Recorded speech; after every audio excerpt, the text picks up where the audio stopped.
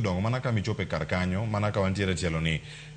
osekawo okenge makare mago mag rito jodongo ahinya e kindwa nikech ka wacho ni mokwongo gin kaka girito nyithindo bende kar ka kitemo kata puonjo oganda ipuonjogi e yo machal nade e kindegi ma iwacho ni nyithindo nitiere ma wacho ni ero in isekelo e piny ka wan koro wamanyo kaka wan onyalo dak kendwa in kama intiere kar kanyo in bende ikawo mana ting' mari koro kidhi mbele nikech mane machal ni e kidieny masani mane paro magintiere koro ng'ato ng'iyo mana ngimane owuon gi weyo chenro mag rito jodongo kata e kor gwenge. Cleophas, ka wuoyo kuoma awuon, aparo ni gino chakore gi ng'ato ka ng'ato. An kanyalo paro dani Nyaraura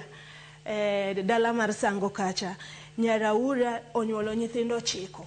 Tibro yudo ni nyithindo 9 gi matin malwetgi chopo. Koro en kwayo mar nyikwayo mondo timang'o ong'i kaka support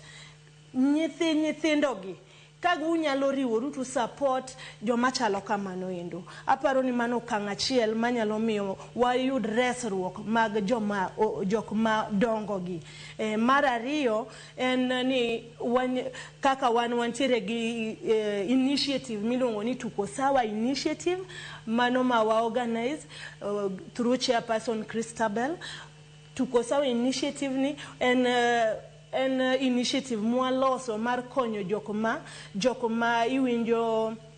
jok machalo kaka deye ma ok nyal konyore kata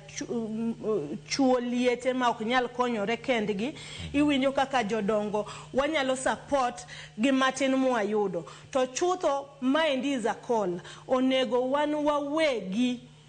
ka pod intiere to pod antiere Cleophas wadwaro ni mondo